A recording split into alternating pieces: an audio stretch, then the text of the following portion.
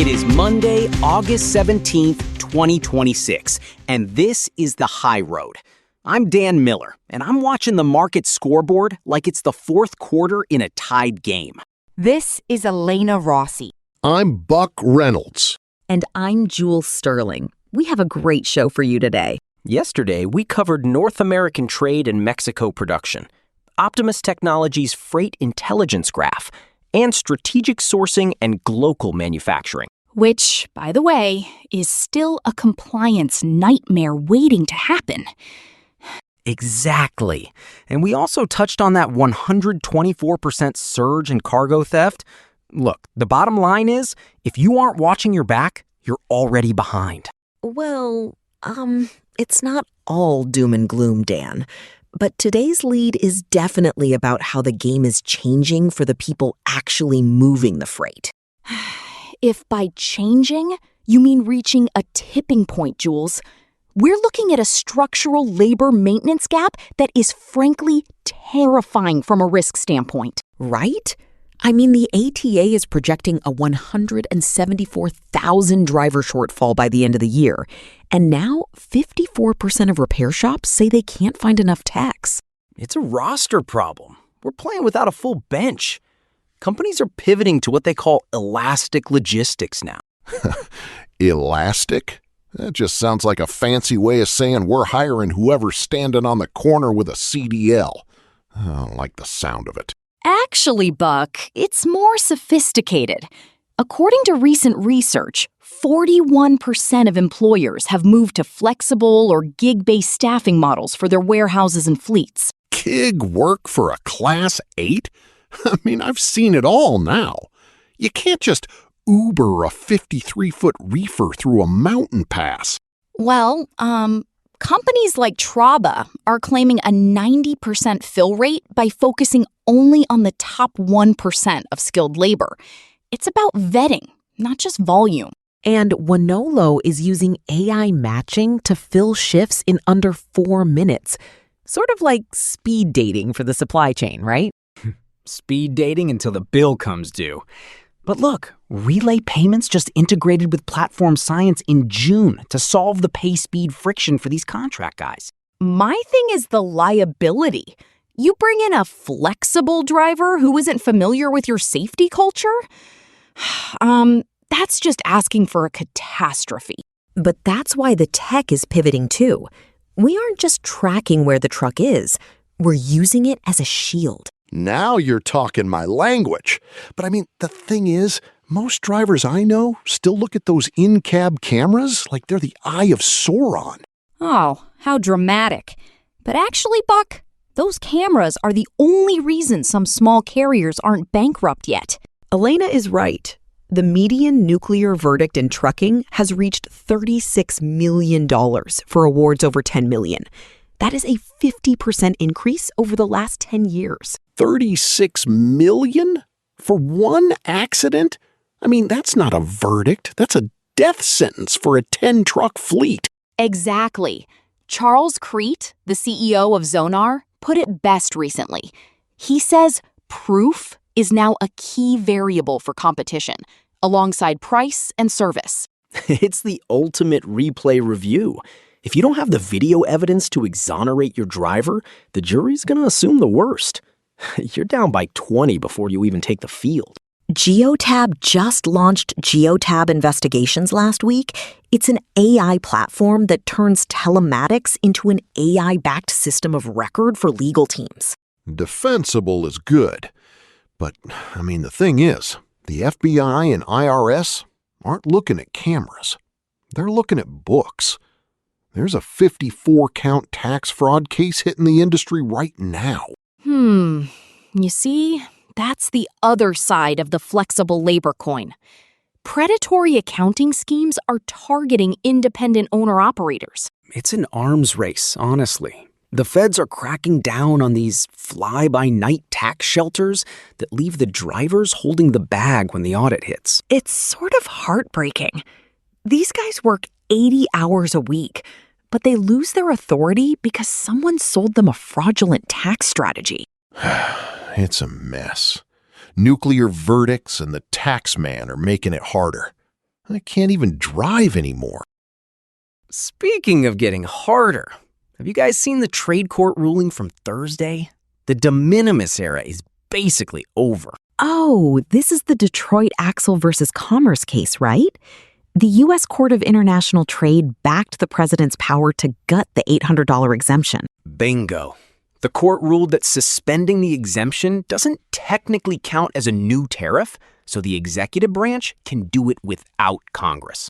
Well, actually, this is going to be a compliance nightmare for e-commerce. Every small package that used to zip through customs is now going to need full documentation. It's a win for domestic manufacturers, I suppose. But for the shippers used to that frictionless border, it's a gut punch to the supply chain. It's the end of the free lunch for those low-value imports. And it's not the only border getting squeezed. You mean the shadow tankers out in the Middle East? I mean, I was reading that 62% of tankers in the Strait of Hormuz are going dark now. Disabling AIS transponders to avoid drone strikes. It's like a high-stakes game of hide-and-seek with millions of barrels of oil. And yet Brent crude is staying relatively stable. It's amazing how the industry just finds a way to bypass the chaos. It's impressive. It's a workaround economy, Jules. But those workarounds have a cost, which brings us to the pump. Hey, before we dive into the fuel situation, a quick note from the folks who keep our lights on. Strategic logistics requires world-class engineering, and this show is powered by the stack developed by Eric Christensen at Neural Network Media. I mean, I appreciate the tech support. I like the roses, but I love the data. Right.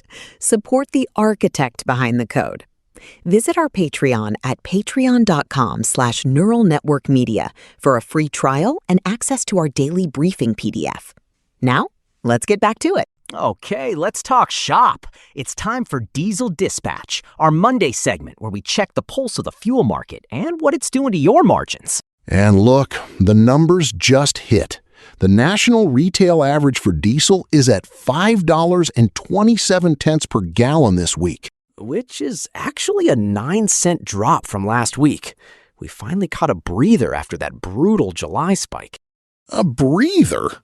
I mean, look, the thing is, we're still $1.50 higher than we were this time last year. 9 cents is like putting a Band-Aid on a blown tire. Actually, the volatility is what's killing the small fleets. The EIA revised the Q3 forecast upward, even with this weekly drop. So even though the price went down this week, the floor is actually getting higher? That sounds sort of counterintuitive. Right. The macro driver here is a distillate inventory squeeze. U.S. stocks are 12% below the 5-year average because we're exporting record amounts to Europe. That's the thing. We're drilling more natural gas, but the diesel refining isn't keeping up. We had refinery outages in the Gulf that squeezed the crack spread. Look, the bottom line for shippers, if you aren't using dynamic fuel surcharges, you're getting eaten alive. You can't budget for a 9-cent drop when a drone strike in Hormuz could send it up 50 cents tomorrow. It sort of forces everyone to be a day trader, doesn't it? Exactly. And for the owner-operator, that surcharge often lags behind the actual pump price. It's a constant game of catch-up. I mean, it's exhausting. Which is why we're seeing that 13% rejection rate on contract freight. Carriers are snubbing the long-term stuff because they can't afford the fuel on the rates they signed 6 months ago. It's a margin squeeze championship out there. That's Diesel Dispatch for this week. So, if fuel isn't enough to worry about, the regulatory wall is starting to close in. We have some serious judicial conflict brewing. Look, this next stretch is what I'm calling the Regulation Bowl, this historic clash over CDL privacy and the looming rail mergers. I mean, the feds are trying to ransack the driver database. A coalition of states is suing to stop them from collecting all that personal info on CDL holders. Actually, from a risk perspective, The government wants to centralize this to catch the non-domiciled license fraud. We've seen a massive cleanup of the driver pool lately. But the states are calling it an overreach. And it's not just the road. The UP-NS rail merger has 7 state attorneys general up in arms. It's getting messy. They're terrified of a 50% market share railroad. Shippers are worried that if this deal goes through, they'll be locked into rates forever. It's like having one team own both sides of the ball. Well, here's the deal. Rail is supposed to be the relief valve for trucking, right? If you break the competition on the tracks, the trucks have nowhere to go. And meanwhile, the cost of keeping those trucks running is exploding. We're looking at median shop rates hitting $149 an hour now. $149? That's for a standard shop. Mobile repairs are commanding $160 plus premiums. I mean, right? Look, it's the maintenance paradox.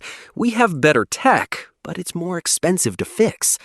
The average annual maintenance for a Class 8 truck is up to $18,800 now. That's why everybody is talking about predictive maintenance. I mean, if the AI doesn't tell you the bearing is failing before it seizes, you're looking at a $5,000 towing bill.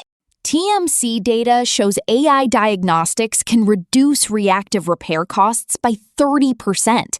But you have to have the capital to invest in the tech first. I suppose it's a rich get richer situation. So the big fleets get more efficient and the small guys get squeezed out by the labor gap. It's a consolidation play disguised as innovation. Sort of. It's a high-stakes chess game, like I always say. Look, you either upgrade your software or you get off the board. You can't play 2026 ball with a 2010 playbook. Or you get hit by a nuclear verdict because you didn't have the data to prove your driver was doing the right thing. You really are the Iron Lady, Elena. You never miss a chance to remind us we're one mistake away from the end of the road. Well, at least we have 9 cents of fuel relief to buy a coffee while we worry about it. Look, bottom line, the industry is moving toward this systems of action phase. The buzzwords are dying, and the real operational tech is finally paying off. I'll believe it when I see the cargo insurance premiums stop climbing. Complacency is the precursor to catastrophe, you know? Fair enough. But honestly, seeing the Laredo trade numbers, $199 billion in 6 months, it's clear the volume is there, if you can handle the complexity. I mean, I just want to know if I can get a tech to look at my rose bushes for $149 an hour. Probably cheaper than the fleet mechanics at this rate. Good luck with that, Buck. Beth would kill me if I spent that much on the yard. Would be in the doghouse for the whole season. Precisely. Form and function, everyone. Don't let the shiny new gig economy apps distract you from the physical reality of a failing wheel bearing. Spoken like a true ballroom dancer, Elena. Every step has to be perfect or the whole performance falls apart. That does it for us today on The High Road. We covered the labor maintenance gap, the legal shield of telematics, and why your diesel surcharge might be a roller coaster this week. Goodbye. Catch you later. Bye. Keep the rubber side down and your data clean. See you tomorrow.